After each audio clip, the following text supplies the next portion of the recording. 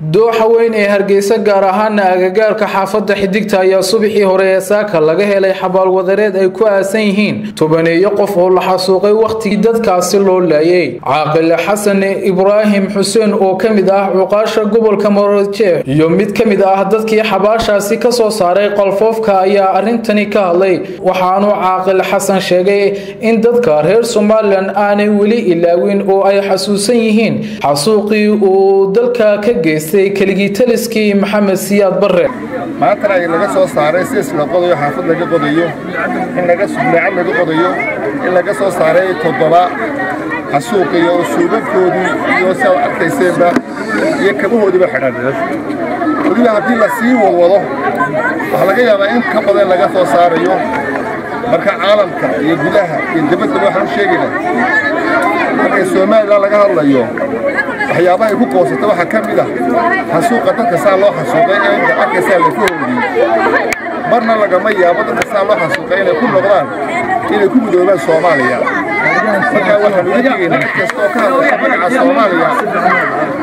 Soomaaliya ka hadlaysa inay hor yaalaan meydadkaas maartay wafahaasi hor yaalaan oo toonooba laga soo saarayo ay sitaan dooyashadii shaalka ahaa laakiin laga aqoonsaday ilaa oo aan ka muujinay dareenkayga in maalin walba 7 iyo badan laga soo saarayo goobaha aan soo kasanayn. geesiisana gudoomiyaha gudida baarista xasuuqii dalka ka dhacay Khadar Axmed Liko oo uu heliyo mas'uul ka tirsan gudidaasi oo aanu arintani wax ka weydiinay ayaa sheegay in dadka meydadkooda la helay ay kamid ahaayeen ciidankii SNM oo iyagu naftooda u sadqeeyay sidii uu dalkani u noqon lahaa mid xor ah. halkan laga soo saaray dadka faraha badan leh nafahooda waan aragnay waan tagnay Cabdirashiid oo gudida kamida iyo ninka oo Yuusuf la yiraahdo ayaa tagay haystay waa ciidankii halganka ku jiray ee SNM waana goobtii ugu dagaalka badnayd meeshu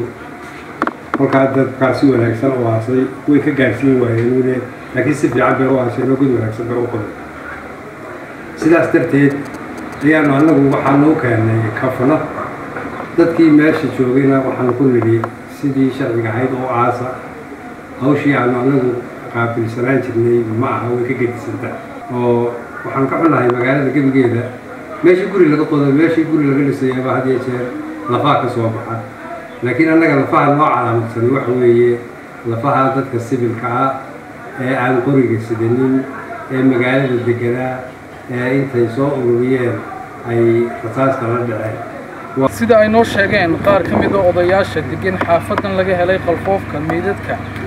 ayaa waxaa suuragal ah in wali la helo meydad kale oo ka agdhow halka laga helay xabaalo wadareedkan cusub. waa Jaamac Aadan iyo Cabdinuur Abori TV qaranka Soomaaliland.